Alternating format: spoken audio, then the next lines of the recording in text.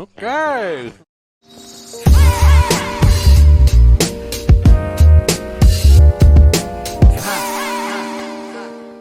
Hey, the podcast is ready. What is up, everyone? Happy Tuesday? I don't fucking know, man. I don't know. Fuck, who cares? Who knows? Happy day. It's another day. We are still week 8 of Camp Social Distance. We didn't time jump into the future. Not yet. Or any of that stuff, so it's the same. Week 8, whatever. It's fine.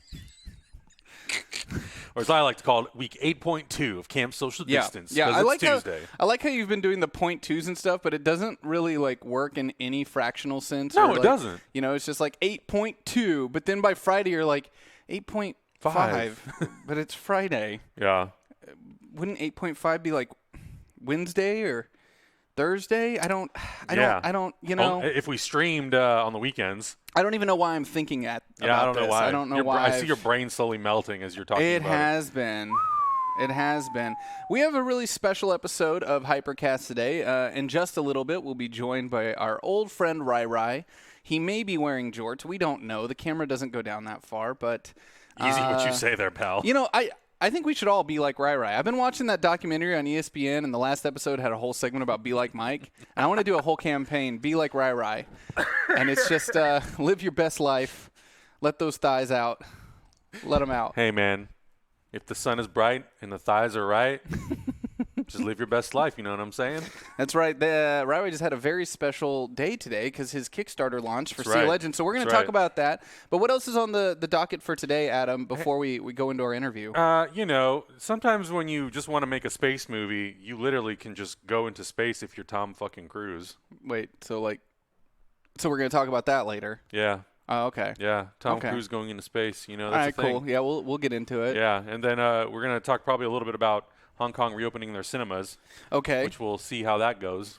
Yeah. And then after this segment, we're going to be playing Junk Art finally. That's right. We have a board game That's that we're right. going to be playing that we had to move around on our schedule a couple times just because of getting emails out and doing all that wonderful stuff. And me sleeping. And today, Lucas will be joining us for Cookie Quest from Venice Beach. Yeah. He's going to be going on a special adventure at Venice Beach that I designed for him, and I did not try that hard on this one. I was very tired last night, and I was just like, this, okay, that. So that's why yesterday when you were like, you shouldn't have spent that much time on it. I'm like, dude, it's like not that easy to put it together. Yeah, I still didn't get done till midnight. Yeah, see? That's why when you were like, hey, can you set up the Cookie Quest for Lucas? And I was like, okay. Yep. But he's got a Cookie Quest today at Venice Beach, which I'm really pumped for everyone to see because it's a really interesting part of LA. Yeah. It's like simultaneously so vivid and colorful and beautiful. And always busy. And well, not now. Not now. But also really sad. I think that's been the interesting thing about doing this show is, you know, like I set up Cookie Quest yesterday for Hollywood, and I didn't think that, you know, certain things would be blocked off, and so Lucas wouldn't be able to get into those things. Yeah. I just thought they would be open, but the business itself would be closed. I don't even know. Ocean Walk Boulevard might completely be shut down. Yeah. We'll find out today. Exactly. But I just mean like sad too from like the homeless population in Venice is vast. Yeah. It's vast. Yeah. And I'm sure they'll be out and, you know, and hanging out. Yeah. You know, it's a really interesting part of LA, and I'm excited that we get to explore it today. There's a lot of history at Venice Beach too. Yeah, a lot of history. And then tonight we are watching Cursed Films. Watch along with the chat room for those who might. 5 episodes. I'm sure all of you here know what this is, but we're going to run through it just in case you don't. Every day at 6 p.m. we do a watch along with the chat room. And it might seem kind of silly because we just sit there silently on a couch and we expect you to follow along in the chat with the timer on screen, but it's been really neat. It's a chance for us all to experience art together. We watched Old Boy last night. It's the first time Adam's ever seen Old Boy. And the last time. And I predicted every single one of his emotions that happened throughout the film, and I was really excited about that. I'll never watch that movie again unless I'm forced to. Love it. It was so good. And no, it's great. It's a really good movie. And it's really cool to watch these movies with the chat and get the, you know, kind of like reaction from the chat of the things they're watching, and then talking about these movies and how they make us feel. But tonight, Cursed Films is a documentary series. 5 of them? There are 5 episodes. They're 28 to 30 minutes apiece, so we will do all 5. It'll take us approximately 2.5 hours to get through all of them, but they're very, very good. Each episode highlights a different movie and gives you a lot of insight into the making of process and certain accidents and tragedies that happened along those movies, making them cursed. I'm so pumped. Yeah. This sounds like exactly the kind of thing that I would love to watch. Yeah, I really liked it. It gets emotional in some episodes. One of the episodes is about the crow, so it gets a little emotional, but it's very good. At least I really enjoyed it. Sweet. And for anyone who might be tuning in that hasn't tuned in a long time, welcome. Welcome to Hyper RPG. We are streaming from quarantine every single day, Monday through Friday primarily. I've been streaming on Saturdays doing bike rides around LA. I biked 38 miles on Saturday. Wow. That we streamed. It was 38 miles. That's Started awesome. a little earlier. I noticed I went live earlier than usual, but it was really nice to get out there at 9 a.m. It's not as hot. Right. It wasn't as hot, and it was so empty. It was really empty. It was really cool. And so about 6 days a week, we're streaming here from quarantine, practicing safe social distancing. But in the middle of all this, we have to be kind of mindful that, we can't just have talent come over. That, for one, is not legally allowed in California right now. Yeah. And it would not be safe and smart thing to do. So it's just bro. us that live in the studio streaming and trying to provide you with great content every single day and busting our ass to do so. And we hope that you do subscribe, follow, support, all those different things. But to support, to make this fun so people feel like they can have a little bit of a game in supporting, we allow you to tip for 3 different movies that we will watch a week from today. Like we just mentioned, we've been doing these watch-alongs at 6 p.m. And today's options are ones I picked. Oh, God. I picked these. It's going to get fucked up again. Okay, so our options are funny games, which I've talked a lot about on this channel. And it's the American version. The American version, the 2007 version, funny games. And, oh, wow, I'm just getting more goodies. Okay. Second option, Hereditary, only because I haven't seen it. Yeah. One of my favorite directors, I still haven't seen Hereditary. I don't know how that happened, but haven't seen it yet. That'd be awesome. And The Diving Bell and the Butterfly. You ever seen that one from Julian Schnabel? No, but just the reaction you just gave tells me everything I need to know about how messed up I'm going to be after I watch this movie. It's not a fucked up movie. Okay. It's one of the most creative and well technically achieved films for the concept. One of the saddest movies I've ever seen in my life. Okay. Saddest. It's kind of like a true story. Basically, it's like a guy gets in a car accident and he can only use his eyelids to speak after the car accident, or he uses eyelids to communicate. And the movie is from his POV. And it covers such interest. It's really fucking well done. Oh, okay. I've seen the trailer for this movie before. Yeah. Matthew Malrick. Yeah, he was in what was the Bond movie that most people didn't like? Not Spectre. Whatever the second one was. I forget what it was called. And Max von Sydow's in it. So that's a good cast. All 3 of these movies absolutely awesome. One of them, I haven't seen Hereditary, so I don't know how it's fucked up. But I will say Funny Games is fucked up because it's it makes you, the viewer, a part of the story. Yeah. It breaks the fourth wall. And it's really unsettling in how it makes you have to experience the emotions that are being present in the film and really takes down that wall between you and the screen. And it will make you uneasy. And I love it. It really makes you think as a viewer about why we like the things we like. Yeah. And then Diving Bell and the Butterfly is just such a technical achievement, but so sad. All of them have really great trailers, and maybe if we have time at the end, we'll watch the trailers. But we should probably If you want to watch any of those movies next week at this same time, or just support HyperRPG, you can go to oneshot.straylogic.com, and when you tip, include the hashtag of which movie you would like to see, or you can pick what Malika cooks next week with her cosplay pairing. But we should probably talk to our guest. We've been making him sit silently, just watching us talk for a little bit. He's used to it, I'm sure. He was here for a while. He's used to it. So should we pull up his trailer? Yeah. And give the old trailer a little look-see? Yeah, let's do that. All right, I'm gonna cut to you when you're ready. I'm ready. Do it. Here we go. In an age of piracy, captains bury treasure, hunt down relics, find true love, and clash with nemesis as strange creatures gather across the Caribbean. Endless adventures await. Are you a brazen cutthroat or a rogue with a heart of gold? Your choices matter, for ancient powers awaken and lost civilizations return. Oceans rise and empires fall, as shifting tides create uneasy alliances, and the fate of the Caribbean hangs in the balance. Myths come to life, and legends are made in Sea of Legends. Okay, should we bring in our guest? Well, look at that guy. What is up? If it isn't Rai. Jorts. Hello, hello. It feels good to be virtually in the studio.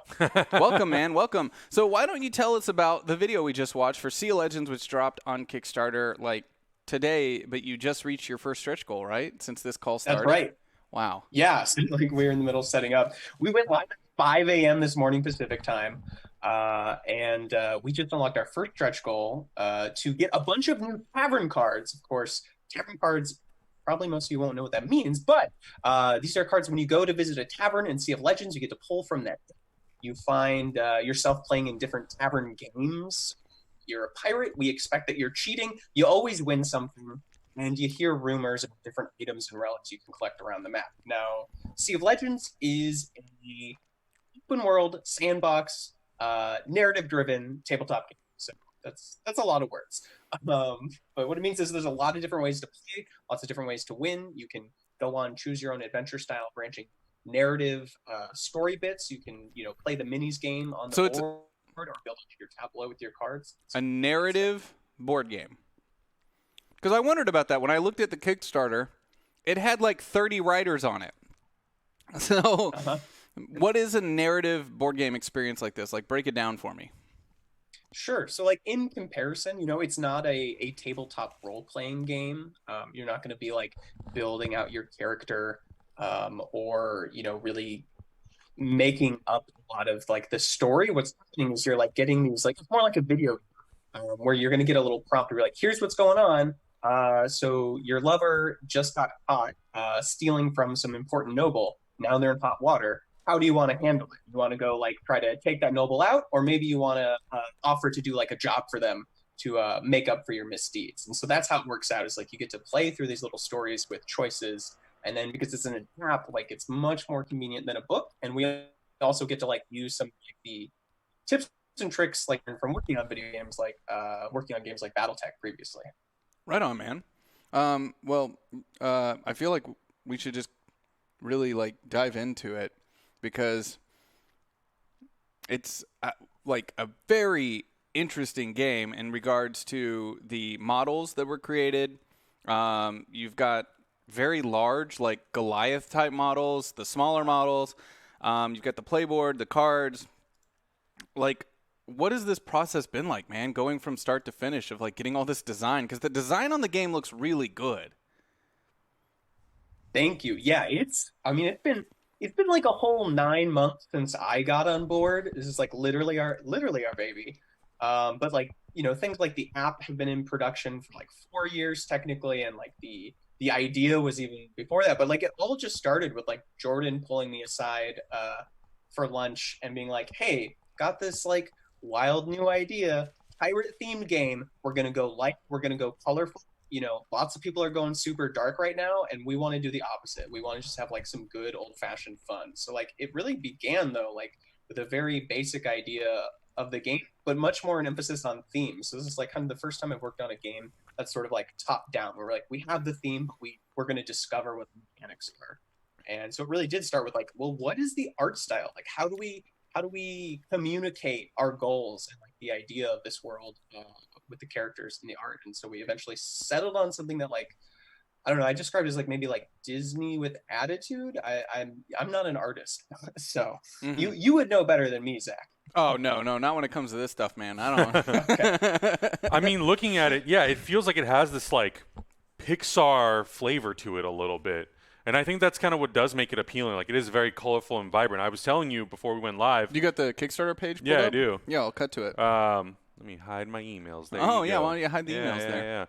Yeah. But Secrets. I think that's one of the things that I mentioned that I really liked is, like, it's got this kind of, like, Pixar-y Disney feel, this, like, bright, vibrant, very fun and engaging, but it also feels like it's very, very much caters to all audiences. It's not just trying to, tackle one particular audience. Like, just by visually looking at it, feels like there could be a potential huge appeal for kind of everybody to play this game. And I think that's what I really like about it. It just feels very clean. Like, the design work looks very clean. And as someone who, like, we obsess over that sort of stuff all the time. I really appreciate that. And especially when you are running a Kickstarter, I think that's such an important thing for everything to look just very clean, organized, Uniform. put together, uniform. Yeah. I mean, I think that's like, that alone can help make or break a Kickstarter, in my opinion, because I know the things that I've backed, I always look at the design work and how does it look? How is it presented? How is it explained to me if it's a game or a movie? The production process of all of that stuff. How is it broken down? And like this to me just looks very, very clean and organized and put together. So if I'm going to potentially back something, and I'm looking for all that stuff to know exactly what I'm pledging for, this to me seems like a shining example of like, great, I know exactly what I'm doing, what I'm pledging towards, what I'm going to get. Mm-hmm. It feels very well put together, which I think is a huge testament to what you guys are doing. And what are the kind of rewards packages that you guys put together? Sure. So it's actually like to that point, like we're trying to make this very accessible, very easy to understand. So there's just two possible tiers you can back at. There's no add-ons, nothing like that. There are stretch goals that everybody will be getting, but it's like, hey, do you want like the core game experience, or do you want to go all in and get like double this stuff? Do you want to get double the factions, double the minis, double the stories and cards? And that's all you have to choose between. Cool. Damn, man. Yeah, and I think that's another appealing thing is like you guys really figured out, okay, how do we give everybody like bang for their buck in 2 tiers, as opposed to, a lot of times you see, I mean, mostly for me, my biggest experience in Kickstarter world is movies. So, they're always like doing like associate producer, executive producer, this, cameo, props, which is really, really cool. And I think for them it works better to a certain extent. But I think like the nice, clean thing about this is like, yeah, you get either this thing that is still very fulfilling and includes everything, or you can get a little more. And I like that. I think that's really cool. Yeah, I think like I've seen it work out because like I've had people who've messaged me and be like, hey, I have never backed a Kickstarter, or I didn't even really think I was that into tabletop games and I'm backing this game. And like that to me is like, that's what I wanted to hear from this. Like that, I want more people to play tabletop games and to know tabletop games work for them. And so that's like, it's part of why integrating technology into this, so you don't have to like flip through a confusing book, is important. Like why the design elements matter, like why we're trying to build this like cool, inclusive cast of characters. Speaking of tech, Parja, I had a question in chat about the app component. Can you dive into that a little bit more? Yes.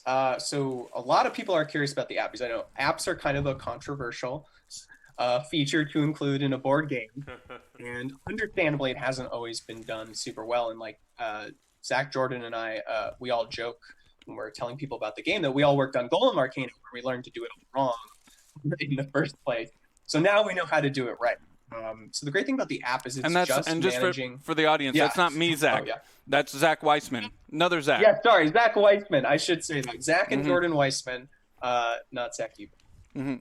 Clarification. Anyways, the game was ahead of its time. It did a lot of really cool things with interacting with tabletop and apps, but we learned a lot of lessons. So the app here is like a pretty small component of the game, but it's going to replace that like choose your own adventure book, and it's not going to just make that like easier to deal with. It's also going to string together your adventures so they create coherent story arcs. And then what's like really exciting for us is that it's able to also procedurally generate content, and so the stories inside your adventures based on what's happening, based on, so Zach, like if you're playing with me, it can pull in information about your lover and your nemesis, and they can pull up in my stories. I want to keep that private. I'm sorry, you can't. It's all public information. I'm happy to say you can have multiple lovers and multiple nemesis. Or, okay, cool. You can have none, depending on how you play your cards. Right on, man. That sounds really fucking cool. It is pretty neat. I'm really happy because it's just something I've never seen done with tabletop, and like that's where I want to continue to be, is doing things that are like scary and you're like not sure if you can pull them off. That's I think what a lot of creatives sort of thrive off of, even as it also drives me like nuts. Which is probably why you work so well over here, man. And for those that don't know, there were a couple of people in chat. I always forget. I always assume that everyone's been here since the start. So we've had a couple people in chat saying, wait, this Rai guy used to work at Hyper. There would be no Hyper without Rai. I think I can confidently say that. Rai's family. He's family. And he went through the trenches and got out. He survived on the other side. Yeah. And this is a really cool project, man. I'm really pumped to play it. You know, I hope somehow in the midst of all of the crazy that's going on right now, we find a chance to sit at a table and play it together soon. And by soon, I mean, like, you know, in the next 12 months. They're going to say 12 years. Yeah, right. Maybe tabletop simulator. I'm looking into that. So. Oh shit! Okay, that's interesting. Yeah. Damn, man. So, what has been some of the core things that were really important to you guys, the team, for the game moving forward? Like, what are some of those core themes and ideas that you wanted to make sure from the start, last all the way to the end, as like we can't lose sight on these things? So, like, basically, what are the sort of pillars of this game is basically what you're getting at. Yeah. I think for us, it, like, one thing that we haven't really talked a lot about, but like we actually put a lot of emphasis on like short, quick gameplay. There's a lot of systems in the game. There's a lot so that turns don't take very long. Like, the nice thing about working with Zach Weidman is that he comes from Calliope, and they're used to doing a lot of family games, a lot of like more accessible games. And so from the beginning, we've just been like timing turns to make sure you're like never in that situation where if you ever played a game and you're just like waiting for your turn and all of a sudden like 5 minutes, 10 minutes feels like forever in a board game. And so like that's something that like we don't really talk about a lot, but it is actually a core part of the design experience. On top of that, I think it's really important for us that the narrative and the gameplay is all tied together. So like the narrative isn't isolated from the app. And so again, like that means pulling in the characters from other players' tableaus, and that also means like the results of the app are always feeding back into the tabletop game, because this is a tabletop game at heart, and like we love those experiences, and we want them to be social, right? So like in the rules, we say you should pass the app to the player to the left when you get an adventure, so they can read it out to you, right? Because like we don't want people to be like sitting and staring at their phones, quietly reading to themselves. So right it is like, yeah, it's all about retaining that core tabletop experience. Right on, man. So what is the link people should go to look at the Kickstarter? That's great. That's a great question, and you would think I would know it by now. You would think as the person interviewing you, I would have prepped it. It's a good thing our mods are on it. The mods are on it. Yeah. I'm sure the mods are posting it in the chat right now. We can always trust the mods to be more responsible than us. I do have a question, Only though. people we can. So this is I believe this is you've done Kickstarters before, right?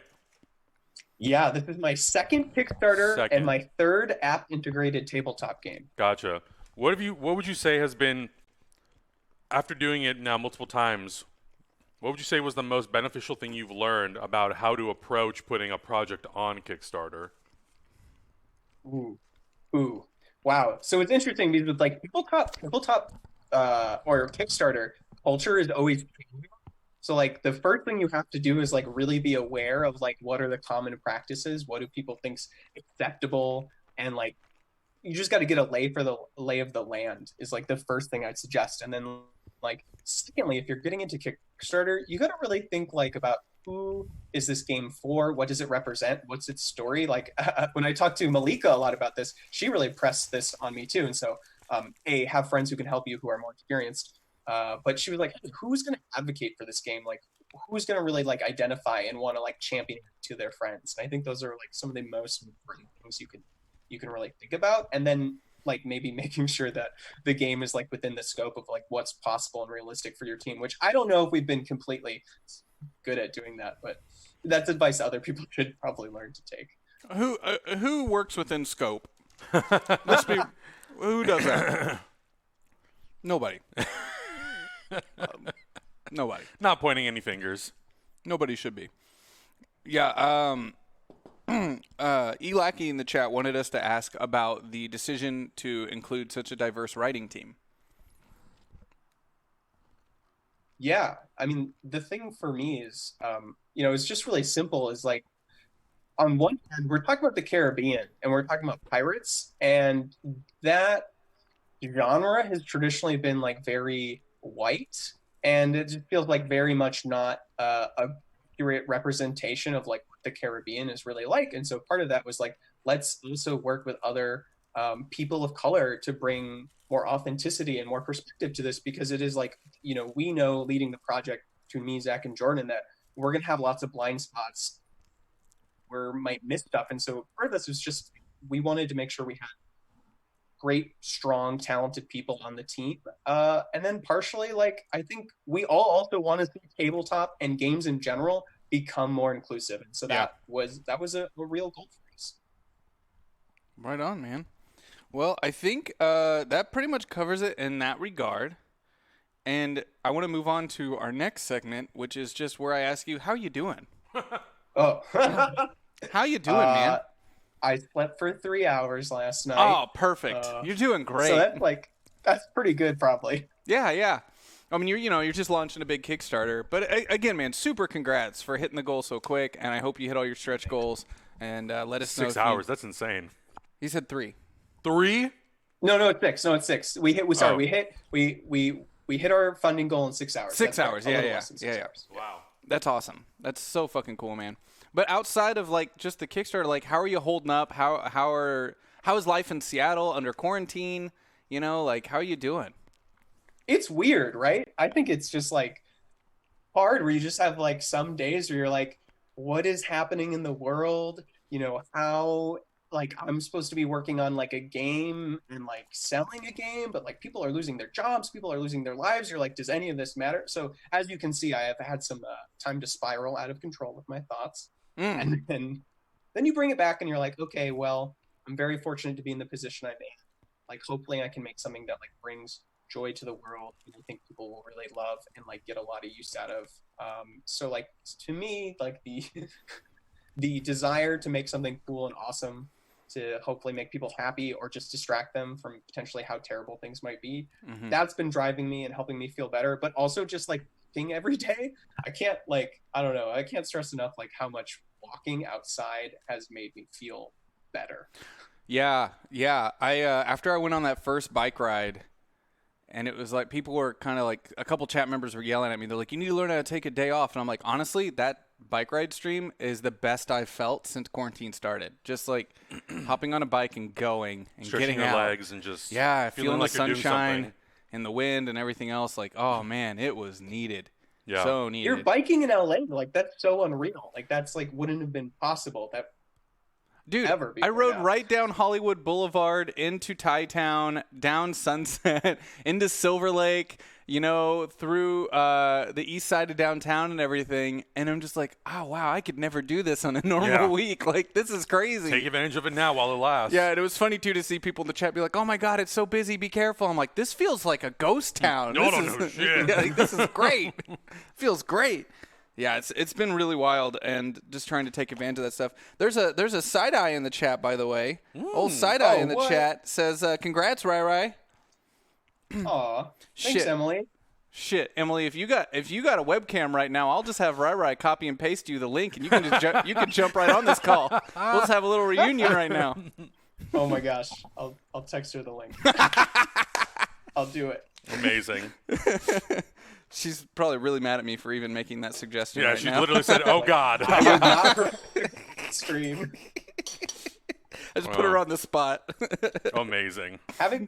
Having people like Emily around though, that helps a lot. The other day, like Emily, she came by safely and she like literally like dropped a bag of cookies on the ground outside my apartment and then backed away 6 feet. And so we retrieved the bag of homemade cookies and then like talked this space between us.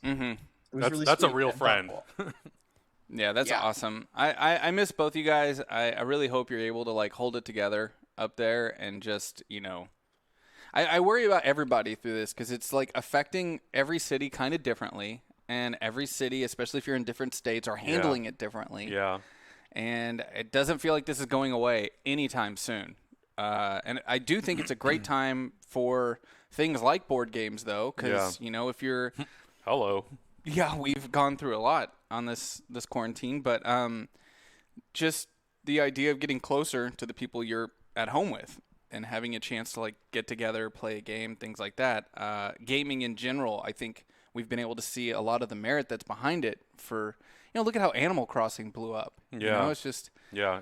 It was that John Oliver had a joke on his show on Sunday night that, you know, conspiracy theory around Animal Crossing starting the whole COVID thing because it's just a little too perfect that it came out. when it did. Sweet Jesus. You know. The usual. Oh, Emily said she shouldn't because she's at work. In quotes. In quotes. At Let's work. emphasize the quotes. She might be on the clock.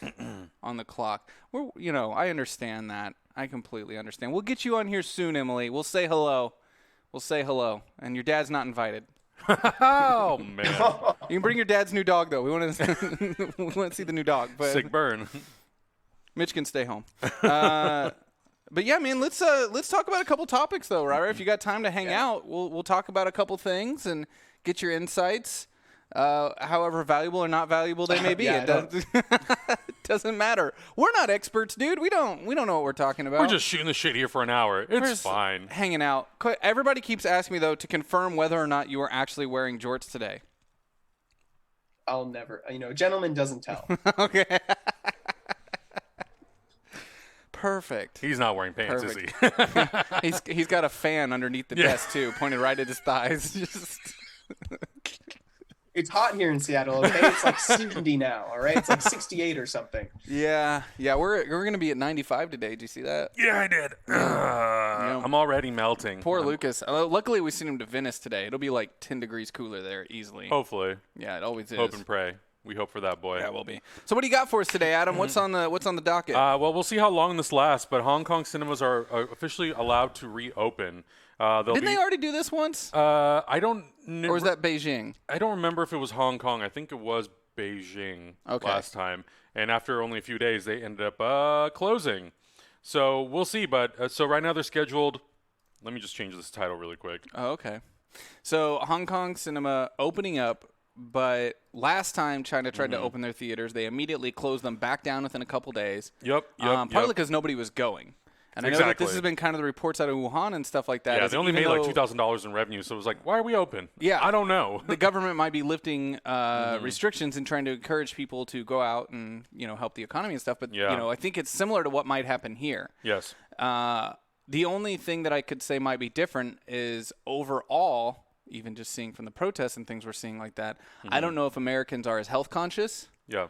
And, Well, they opened a bar in the OC, and it was basically packed yesterday. Yeah. So, Wow. fucking great job, OC.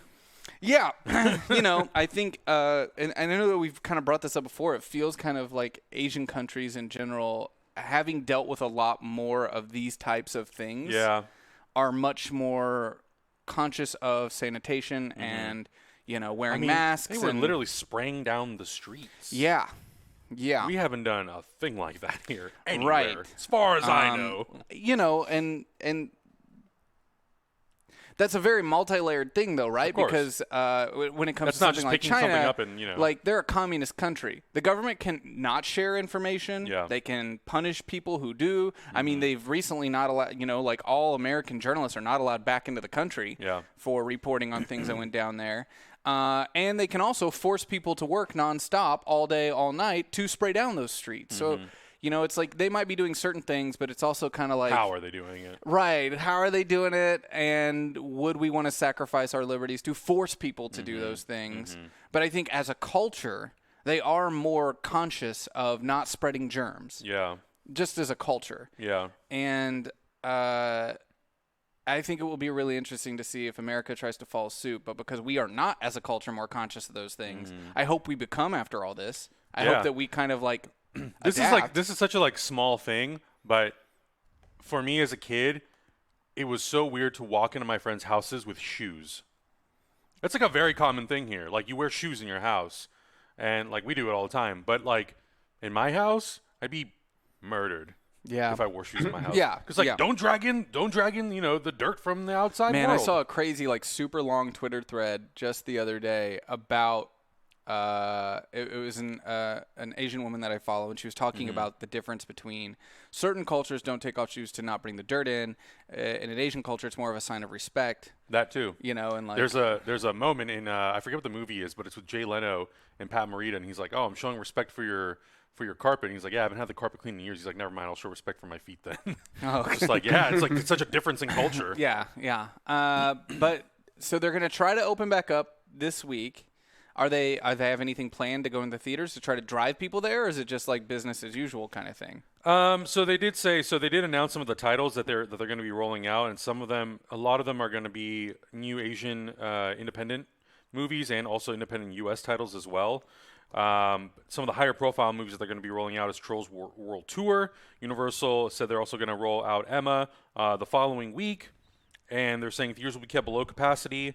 In one example of its seating map, Broadway shows pairs of seats being sold in a diamond pattern. So Broadway Cinemas is one of the bigger chains in Hong Kong. So it's looking like they're going to be doing 50% capacity as of right now. They also talk about some other entertainment things like nightclubs and karaoke parlors. Those will remain closed. And they also talked about schools. Secondary schools will be allowed to reopen May 27th and primary schools in early June. So I think the 50% capacity thing, I assume that's how we're going to start here. Yeah. It'll be 50% capacity with this like. Is that even safe though? Like I'm curious like what the science behind that is. Like, or does it just sound good to say, you know? Yeah, I mean, I think to them it's like if you don't have somebody sitting right behind you breathing on you, I think is the idea. I think they're saying like, you know, as long as it's 6 feet, meaning like, you know, 1 to 2 seats of next to you and behind you, and doing this more like this checkers pattern of seating, it should be okay. But even at 50% capacity, like, I don't know. I guess at 25%, is it even worth it to open the theater at that point? Because if you're a 100-seat theater, like, that's not a lot of tickets that you're selling. Like, is it even worth it? But that's my big question: is how do people keep affording to pay rent if they're having to limit the amount of people that can even be in the theater? Right. How do you make up the difference in your overall costs, especially like you said, when a majority of the funds come from concessions. Yeah. But if you're limiting how many people can come into the theater, do you just jack up the price of those concessions to make up the difference? Until it like balances itself back out. But I mean, like, I could see AMC doing that, just jacking up the price of concessions. But there was a whole great video that MatPat did that talked about the breakdown of all that sort of stuff, and like as less people go to the theater, the prices will continue to rise until it's just unaffordable for everybody. And I think it would be. I do think it would be insane if AMC came out there like, we are reopening the theater 25 to 50% capacity, but in order to sort of like make up for being open, we have to increase the price of one or the other. Yeah. I don't really know. Question for you, Rai. If theaters were to open at the end of the month, would you feel comfortable going to one?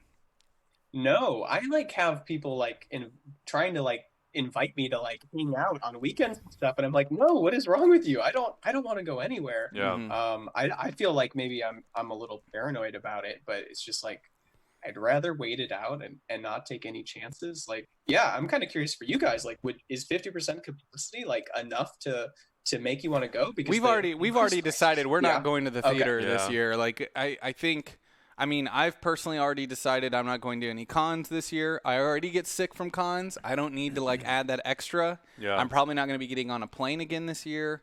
You know, I'm kind of immune system compromised. Malika has asthma, so we're playing it pretty safe over here. Yeah. And Adam has a bunch of healthcare workers in his family, so he's just constantly being sent information that makes all of us in this house be like, "Fuck everything." Yeah, we're not doing anything. Yeah, I'm like, when people are asking, but you know, I remember I posted about ComicCon. People were like, "Yeah, man, but it's a reason for people to have an escape." And I'm like, stay the fuck home and watch something. It's not going to be safe to go to a convention center that's going to be overcrowded with 200,000 people almost. Yeah. Like, why would you want to risk that? And in terms of the theater, I mean, there are definitely movies that I want to see theatrically, for sure, 100%.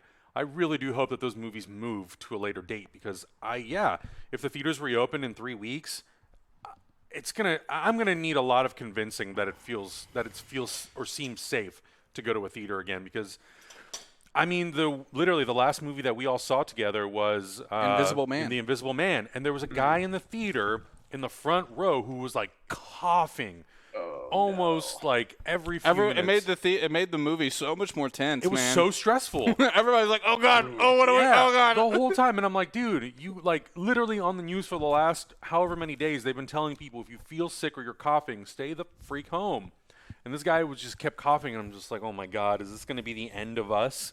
Is this our demise? Let's shut it down. Yeah. So it's just like, I that's the thing I think that worries me the most is the people who are desperate to go back outside, who haven't been out because they were sick, and regardless of whether or not they've been cleared by a doctor, they're like, I can't stand anymore. I got to get out. It's like, oh, come on, dude. Yeah, I got an email from PAX West a couple weeks ago 2 weeks ago, I think, that was just like, hey, we're still doing it.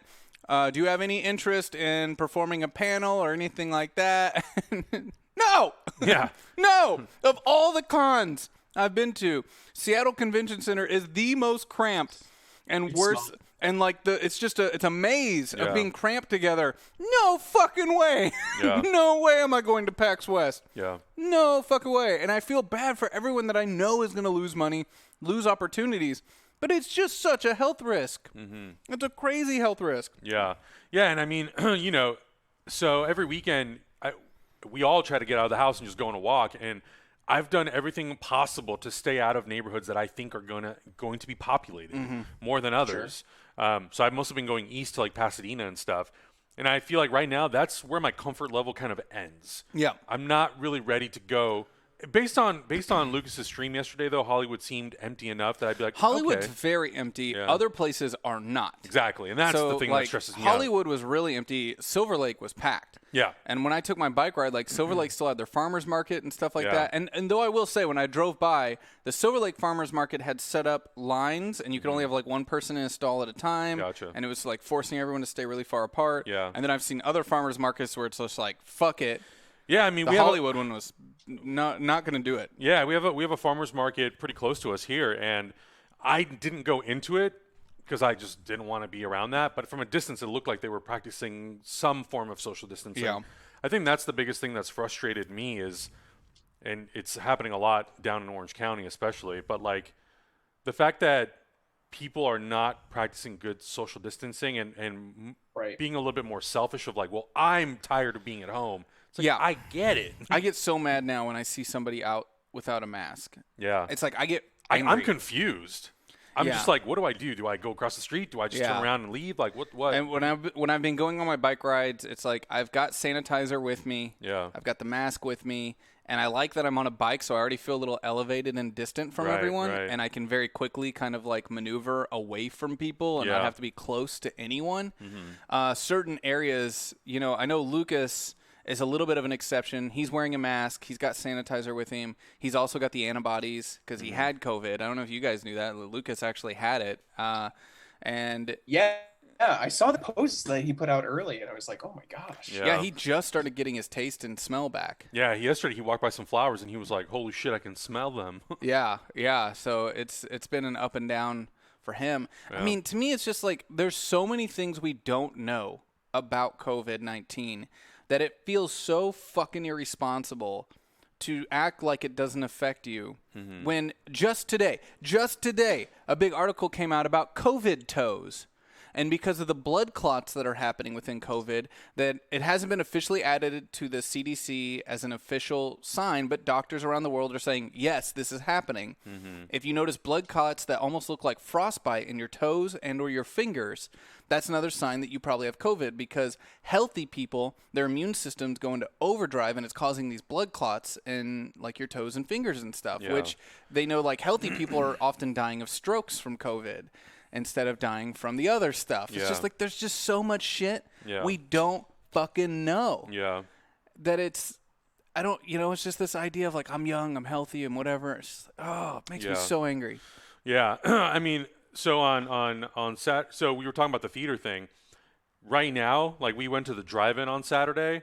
That's probably the safest I would feel right now is doing a drive-in, because the cars are spaced out, far apart, and you're in your vehicle with Yeah. your like windows either closed all the way or most of the way. So you're like not really engaging with people. But to like go sit in a theater where you have someone hopefully not next to you, but even just kind of like in an open space like that, I'm still like, I don't know, man. I don't think I'm there yet. But what has your experience been like? Have you seen a lot of people walking around like without masks, or is everyone kind of like, is it kind of like here where it's most people are like masked up and some people aren't, or what is that like up there? Sure. Yeah. So like, you definitely see like a mix of people with like masks or without masks. But for the most part, like when you're like walking around, I think everyone does a pretty good job of like crossing to the other side of the street or like moving into the middle of the street to make sure that like you're not getting too close. And like, I'm sure it depends on where you're at. But luckily my neighborhood, people are fairly considerate. Where it gets like kind of dicey is like going to the grocery store. It's Yeah. just like impossible. Like I imagine I have to be getting like some amount of exposure. Like, Yeah.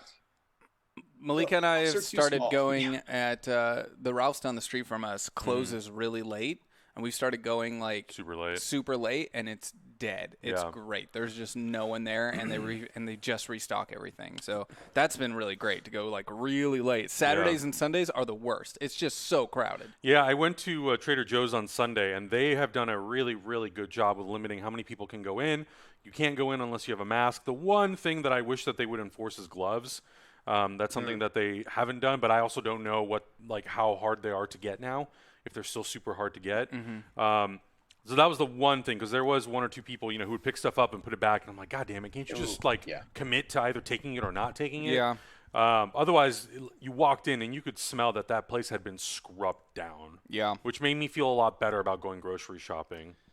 Yeah, it's tough. I know there was one grocery store Malika and I went to in downtown LA, and they would not let you enter without gloves. You had to have a mask and gloves, but they provided gloves. Okay. And it was next to a hand sanitizer station, and they had like instructions on how you had to do it and everything. But it's like you weren't even allowed in unless you went through all the steps to make sure. Now this was like one of those hoity-toity, health-conscious grocery stores that I know a lot of other grocery store chains are like they can't afford even just the amount of people coming in and out and how much supply they need and how hard it is to get those supplies right now. Yeah. I know Malika just found toilet paper for us. We were getting a little scary there for a little bit. No. Oh, really? Yeah, she found some, though, and got us That's restocked still up. being sold out like crazy? It's hard to get there at a time when they have it. Yeah. It's just, and Amazon sold out of everything. So you got to get to the store when they've stocked Amazon it. just announced, or I got an email at least. I don't know if it went out personally to people, but I just got an email. It's like, oh, you can finally order from Whole Foods on Amazon. I'm like, holy shit, I put in this request like a month ago. It took this long? Wow. It's crazy. I know you had another topic you wanted to talk about. Tom Cruise doing a movie in space. Yeah. With Elon Musk. What a match made in heaven, y'all. What a match made in heaven. It sounds amazing. What a better time than now. We got two of the world's greatest thinkers getting their minds together to make movies away from people. Yeah. So not a lot of information about this. I think which is the only thing that's a little bit of like a bummer. I wish that when this announcement kind of came out, they would have given a little bit more context. But all they did say was that Tom Cruise and Elon Musk SpaceX are working on a project with NASA that would be the first narrative feature film, an action adventure to be shot in outer space. They did say it's not a Mission Impossible film, and no studio is currently in the mix at this stage. I don't know what fucking studio is going to be like, New video? Yeah, National Geographic is going to fund this. This story almost sounds like two people that someone happened to overhear Tom Cruise and Elon Musk on the phone together and went, oh man, let's write an article about this. This shit's crazy. Seriously. But nobody's going to fund that shit. I know it's so fun to make that joke of like we're one Fast and the Furious movie from going to space. And the fact that Tom Cruise is actually literally like, oh no, but we're going to do it is like, one, I'm not surprised because he's fucking nuts. Yeah. Two, this is like the only pair that I could ever imagine actually pulling something like this off. It is true. Like, as crazy as they are, you need that crazy to make something like this happen. Yes. No one else is going to be nuts enough to do it. And the other question I have is like, who is going to co-star in this movie? Who's going to be like, I'm in. Yeah. I don't know. They're going to have to just like have Tom Cruise play every part and then like CG impose different faces of actors. I do love how we watched some of the behind the scenes for Fallout. And there was that the director talking about how Chris McQuarrie. Yeah, how Cruise had to tell Superman, my brain just blanked. Henry Cavill. To sit this stunt out. You don't have the experience like I do. You need to sit this one out. Yep. And just to imagine like little 5'4", 5'5" Tom Cruise being like, yo, Superman. Sit down. You need to sit down, boy. You ain't ready for this. Yeah. And then he jumps out of the back of the fucking plane. It's crazy. Guy's nuts, man. So I don't know who Jim Bridenstine is. NASA administrator, okay. But he was the one who posted on his Twitter just an hour ago, and he did confirm that NASA is excited to work with Tom Cruise on a film aboard the space station. We need popular media to inspire a new generation of engineers and scientists to make NASA's ambitions plans a reality. So, damn. I think that's a very like ballsy thing to be like, we want to inspire a new generation of people who want to explore space or just want to have an interest in space. New rich people to explore space. Who's this for? Who's this for? This is probably just for Tom Cruise to be like, I made a movie in space, and I'm the first actor and only actor to do it. Well, now we figured out Elon Musk sold all his houses so he could just like live on a space station, you know? Yeah. What is going on with Elon Musk right now? It has to be like the constant story. I feel like he's kind of like it feels like he's playing the Trump game where he's just realized if he doesn't do something crazy every week, people forget about him. So he's got to keep doing something nuts to make sure that the news keeps talking about him. I mean, I think a movie so like Gravity is probably like one of my favorite movies in regards to space. Yeah, for sure. And I think it's so incredibly well done. At this point, though, I'm just like, dude, how do you up that? Because I thought that movie did such an incredible job depicting something that I don't like. Well, is the just thing not is, able like to be made. real space is not glamorous. Yeah. You know, and it's not. Ad Astra, another example of like really well done space movie. But it's like I imagine doing a movie in actual space. Like maybe there's a couple cool things that could come out of that. But overall, I feel like most of the production you're going to be like, we should have just done this in the lab. You know, like somewhere we could control the outcome because this is just the amount of restrictions. That have to be in place for everything. For sure. Anything you want to do. Yeah, it seems like if possible, I think it would be cool to do a section of the movie really shot at the space station. Otherwise, yeah, man, I don't know how the hell you make a movie 100% in space. I have no clue. I don't think we're there yet. I don't think we figured it out. I guess robots could film everything. Oh, man. We're there. We're there. We are there. We got robot-controlled cameras, you know, like they can do everything. Let the robots do it. Can't they all just be like CGI characters anyways? Like, do we need to risk Tom Cruise's life? Well, okay, I mean, worth it? It's his choice. Yeah, you know? right? Okay, it is his choice. All right. It's his choice. If Tom Cruise wants to eventually die working on a movie, I feel like he probably will. You know, I think that's probably the way he would want to go. Yeah. And he probably thinks that aliens will bring him back to life anyway. Probably. So, well, it's his choice. Yeah. That would be. Oh, that's part of the reason he's going to space. Yeah. Okay. That all adds up. Yeah.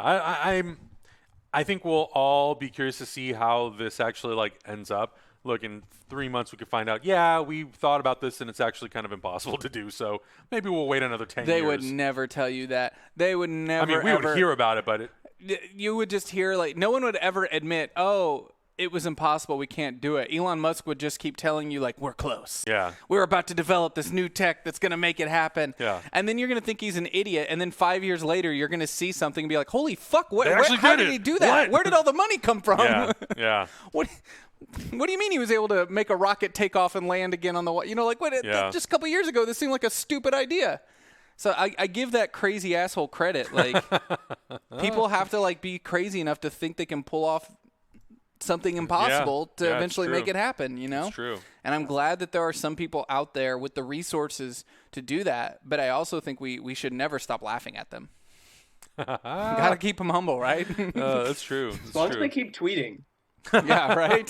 They do it for themselves, right? I know. Yeah, what he had a baby today, right? I don't care Elon about Musk? I don't care about celebrity stuff. I don't give a shit either. I figured that whatever they named it would be trending, and the fact that it wasn't, I was like, well, maybe they actually named it a normal name. And congrats on them. Yeah. Good for them. Yeah. It's Times that Musk just have a normal named baby. That doesn't sound right. If he didn't name the baby Tesla, then he's doing it wrong. Cybertruck. Oh no, Fensigator says it's trending right now. Oh no. Wait, no. Oh snap. Okay. No, okay. wait, what did they name their baby? Oh no. No. Oh, are you serious? XA8.12. What? No. No. Please What no. have they done? Please no. Please no. Hold on. Wait. Where did you find this? What a twist. What a twist. That Wait, can't be real. Where did you find this baby name? That can't be real. Please tell me no. He's got to be trolling people. He is a troll. Surely he's trolling people, right? That can't be real. That can't be real. I can't find it. That can't be real. God, I hope not. That would be the worst, and that baby would hate him forever. Oh, whatever. Children are going to hate their parents for the rest of the time. A name ain't going to change that. Yeah, it's true. Your parents are Grimes and Elon Musk. You're going to hate your parents. It doesn't matter what they... How do you rebel against them, though? Yeah, right? I'm going to be so fucking normal, you're going to hate it. Yeah. Normcore. I'm an accountant dad. Yeah. I'm going to law school. Oh my God. Well, Rai, this has been rad. It's good to catch up with you, man. Congrats on the success of the Kickstarter, and I hope you reach all your stretch goals. How many stretch goals do you have? I hope we have enough. Right now we have like 3 revealed, but I think we have, oh man, this is more information I should know off the top of my head. I think we got like 18 or something planned. It's probably information that you shouldn't reveal to us anyway, so. I don't know. Some people are like, they think that like game companies just hold off all their stuff for stretch goals. We did not. I'm like, I've got art coming in today.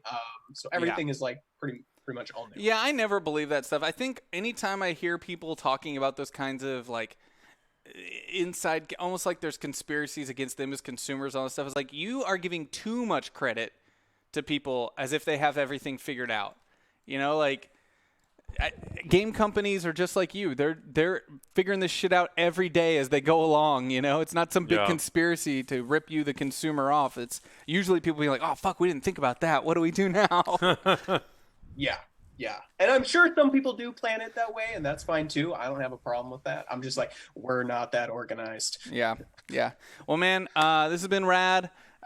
We've got some really fun stuff coming up. We're going to be playing Junk art, which is we're going to be making little sculptures out of trash, I think. Is that how that works? I don't know. We'll find out. It looks like you make little sculptures and stuff, which will be fun. We're going to be playing board games. Hopefully you all stick around for the board games, and then at 4 p.m., Cookie Quest. Joining us from Venice Beach, Lucas will be going on a scavenger hunt. Interactive. He needs your help. You can log into Google, try to find the locations with him, and direct him on his path because he's got 2 hours. I gave him 6 locations today instead of 5. Look at you. He's got 2 hours to find all the locations, and then we have a giveaway if he finds everything. So the chat's got to help him out. Nice. It's really fun. I like that show. I'm really jealous of him, too. I'm just like, I want to be You just get to go outside as a show? Yeah.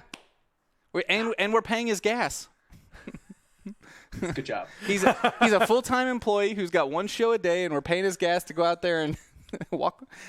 It was like 90 degrees, though, so, you know. Yeah, yesterday I made him walk kind of far in Hollywood. Yeah. And he texted me. He was like, hey, man, that was fun. I was like, okay, I'm glad you had a good time. And all that being said, I would have quit halfway through that quest. I would have been like, nah, I'm not doing this. I wonder if we should get him a one-wheel.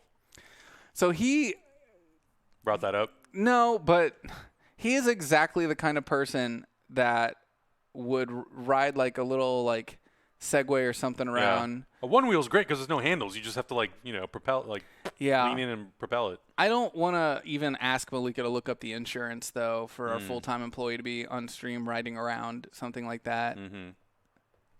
When he just beefs it accidentally. Yeah. Good talk. Yeah, cool. I'll figure that out. All right, this has been great, everybody. We'll be right back. That is the best news I've heard all day. If you want some cringe, we got you. What is this? Some kind of... I mean, what the hell else are we going to do for the next, God knows how long? Whoa! You feel me, right?